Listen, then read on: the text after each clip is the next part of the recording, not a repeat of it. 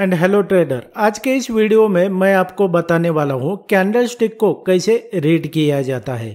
Candlestick को read करना, chart read करना, ये एक आर्ट है, ये एक कला है। आप अगर ट्रेडिंग में और स्टॉक मार्केट में है ना, तो इसको आपको रीड करना आना चाहिए। आपको ये बहुत आसान लग रहा होगा कि कैंडल में असल में देखना ही क्या है, तो ऐसा बिल्कुल भी नहीं है। आपको अगर डीप में नॉलेज नहीं है कि कैंडल स्टिक को कैसे रीड किया जाता है, इसके बेस पे आपको क्या इन्फॉर्मेशन मिलती है, तो ये स्पेसिफिक वीडियो में आपको मैं यही रिवील करने वाला हूँ।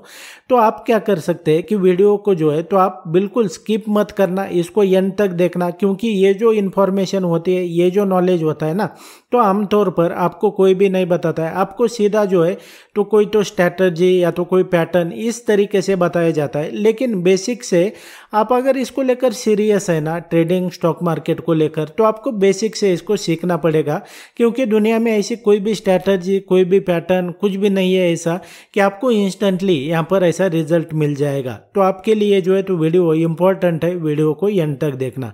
So without wasting any time let's begin. अब ट्रेडर यहाँ पे अगर देखेंगे तो ये जो मैं आपको समझा रहा हूँ, तो ये मिड कैप निफ्टी का प्रैक्टिकल चार्ट है।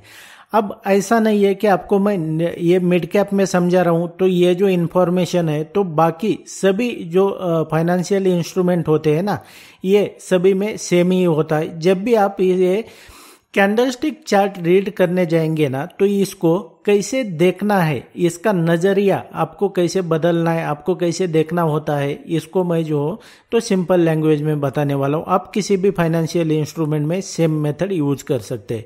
अब यहाँ पर देखेंगे तो आपको यहाँ पर एक बात दिख रहा होगा कि ये जो मैंने टाइम फ्रेम सेलेक्ट किया है ना, तो ये 1 डे के टाइम फ्रेम पे है। मतलब क्या है कि ये जो आपके सामने हर एक कैंडल जो दिखाई दे रही है ना, तो ये 1 डे की है, यानी कि ये कैंडल 1 दिन की है।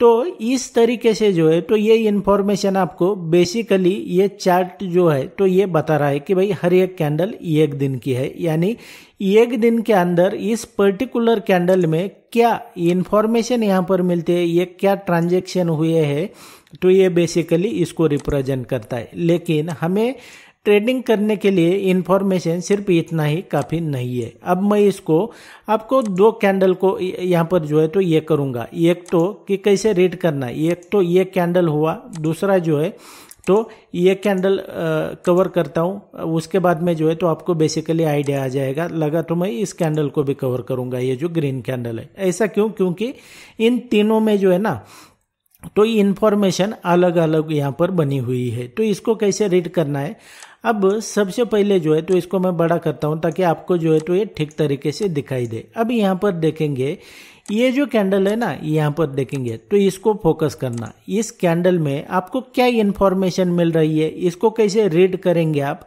तो इसको रीड करने के लिए एक तरीका होता है। अब आमतौर पर आप अगर बिगिनर ट्रेडर है, आपको अगर ज़्यादा कुछ नहीं समझता है ना, तो आप यही सोचेंगे कि भाई प्राइस जो है तो क्या हुआ है कि गिरता जा रहा है। रेड कैंडल है, मतलब आपने किताबों में यही सुना हुआ है या तो पढ़ा हुआ है कि भाई रेड कैंडल मतलब यहाँ पर जो है तो मार्केट बियरिश है, यानी कि क्या हो रहा है कि मार्केट गिर रहा है। आपको सिर्फ इतना ही पता है, लेकिन सिर्फ इतना इन्फॉर्मेशन होने से आपका काम नहीं चलने वाला है। आप इसको लेकर अगर सीरियस है तो अब इसको देखने का जो है ना, तो वो आपका नज़रिया थोड़ा चेंज करो। इसको जब भी आप ये कैंडलस्टिक चार्ट देखते हैं ना, तो इसको कैसे देखना है कि आपको क्या करना है कि इसको बायर और सेलर के पर्सपेक्टिव से देखना है। मतलब ऐसा नहीं है कि मार्केट गिर रहा है या तो प्राइस गिर रहा है, मार्केट डाउन जा रहा है, ऐसा नहीं होता है। इसको बायर और सेलर को जगह पे रख के देखो। मतलब हर एक कैंडल में आपने ऐसे देखना है कि भाई वहां पर बायर और सेलर, इस तरीके से बायर कहाँ पर है, सेलर कहाँ पर है। लेकिन आपको ये तो मैंने बता दिया, लेकिन आपको कैसे समझेगा कि भाई इस लेवल पर बायर कहाँ पर है, सेलर कहाँ पर है, बायर ज़्यादा डोमिनेंस है या तो सेलर का डोमिनेंस है, तो उसके लिए जो है तो कैसे रीड करना है ये आप ध्यान से देख लो। अभी यहाँ पर देखेंगे आपको ये जो लेवल है तो ये क्या, इस कैंडल का पर्टिकुलरली ये जो लेवल है तो ये क्या बता रहा है आपको कि प्राइस जो है तो इस लेवल तक आया है। मतलब ये सिर्फ हाई बता रहा है। ये इन्फॉर्मेशन इतनी सी काफ़ी नहीं है हमारे लिए। ये प्राइस हाई बता रहा है, अभी ये प्राइस लो बता रहा है। और ओपन जो है तो प्राइस कहाँ पर हुआ है, यहाँ पर ओपन हुआ है और क्लोज इस लेवल पर ओपन हुआ है। लेकिन हमें इस तरीके से नहीं देखना है इसको, हमें इस तरीके से देखना है कि भाई बायर और सेलर के तरीके से। तो वो कैसे, तो यहाँ पर देखेंगे प्राइस जब ओपन हुआ इस लेवल पर, तो इसका मतलब है कि यहाँ पर क्या हुआ है कि इस लेवल पर ओपन होने के बाद में ये ऊपर आपको एक विक्स दिख रहा होगा, जिसको हम टेक्निकल लैंग्वेज में विक्स या तो शैडो कहते हैं। तो ऐसा था कि ये रेड कैंडल बनाए, मतलब ये रेड कैंडल था, ऐसा बिल्कुल भी नहीं है, ये असल में ग्रीन कैंडल था। वो किस तरीके से, तो प्राइस यहाँ पर ओपन हुआ है, लेकिन बायर ने क्या किया, बायर का डोमिनेंस था, बायर की पावर थी, बायर बहुत एग्रेसिव थे। तो प्राइस उन्होंने क्या किया कि ये जो प्राइस है ना, तो यहाँ तक पुश किया, ये जो हाई का लेवल लगा है ना, यहाँ तक पुश किया। फिर क्या होता है कि यहाँ पर इस लेवल तक जब प्राइस आया था, तो इस लेवल अभी तक क्या हो रहा था कि यहाँ पर बायर्स स्ट्रांग थे, यानी कि बायर यहाँ पर लीड कर रहे थे, ऊपर प्राइस को लेके जा रहे थे, तब तक ये ग्रीन कैंडल था। लेकिन यहाँ पर क्या हुआ कि सेलर्स का डोमिनेंस बढ़ गया, सेलर्स आ गए और उन्होंने क्या किया कि प्राइस को जो है ना, तो यहाँ तक पुश किया। कहाँ तक, ये जो आप लो कहते हो ना, इस लेवल तक, यानी कि ये लो इस लेवल तक पुश किया। मतलब क्या है कि इस लेवल से लेकर इस लेवल तक उन्होंने सेलिंग किया है। अब सिर्फ इसको प्राइस अलग होता है, प्राइस किसको कहते हैं मैं किसी और वीडियो में बताऊंगा, लेकिन ये स्ट्रक्चर क्या होता है क्या नहीं है, असल में उस पर्टिकुलर टाइम फ्रेम में बायर और सेलर के बीच में क्या चल रहा होता है, तो ये आपको पता चल जाएगा।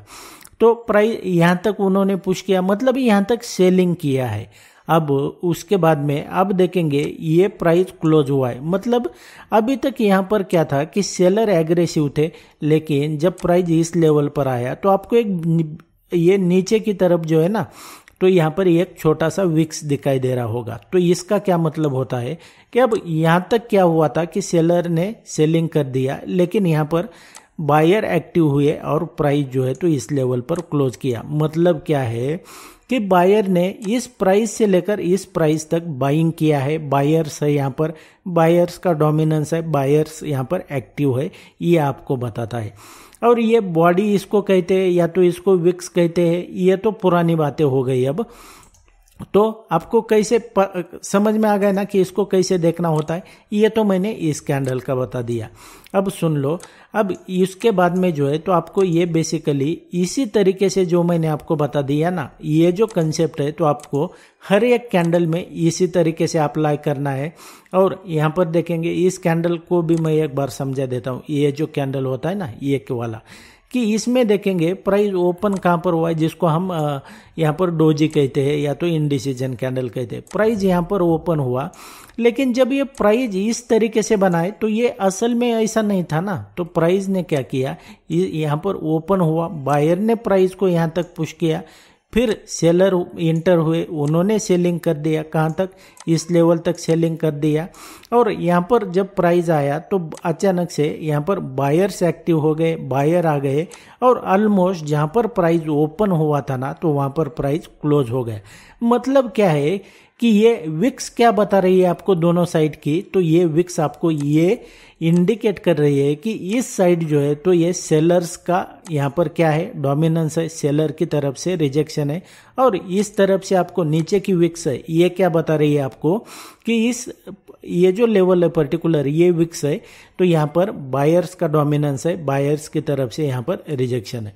अब यहाँ पर प्राइस ये क्लोज हो गया। अब इतना, ये तो इन्फॉर्मेशन आपको समझ में आ गया। अब यहाँ पर देखेंगे तो ये कैंडल का मीनिंग क्या होता है फिर, ना तो प्राइस, मतलब यहाँ पर सेलर ने यहाँ से प्राइस को नीचे पुश किया, फिर बायर ने यहाँ से प्राइस को ऊपर पुश किया, तो ये आपको क्या इंडिकेट कर रहा है कि यहाँ पर इनडिसीजन है, बायर और सेलर के बीच में कोई भी डिसीजन नहीं बन पा रहा है कि प्राइस को ऊपर लेके जाना है या तो नीचे लेके जाना है, ये इनडिसीजन है।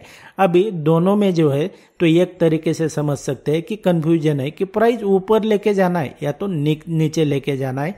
और ये बहुत ही सिंपल, और मैंने नॉन टेक्स्टेबल लैंग्वेज में मैंने आपको बता दिया कि चार्ट को कैसे रीड किया जाता है। तो इस तरीके से आप देखेंगे तो आपके लिए जो ट्रेडिंग है ना ये आसान हो जाएगी। And that's it guys in this video. I hope video आपके लिए यूजफुल रहा होगा। इसी तरीके से बहुत ही सिंपल लैंग्वेज में आप स्टॉक मार्केट ट्रेडिंग सीखना चाहते हैं ना, तो मैंने चैनल के ऊपर बहुत सारे वीडियोस अपलोड किए हुए हैं, उसे देखकर भी आप इसे सीख सकते हैं। और मेरा आने वाला वीडियो सबसे पहले देखना है ना, तो चैनल को सब्सक्राइब करके रखो, ताकि जब भी मैं नया वीडियो अपलोड करूंगा तो सबसे पहले आपको नोटिफिकेशन मिल जाएगा। मैं मिलता हूं नेक्स्ट वीडियो में।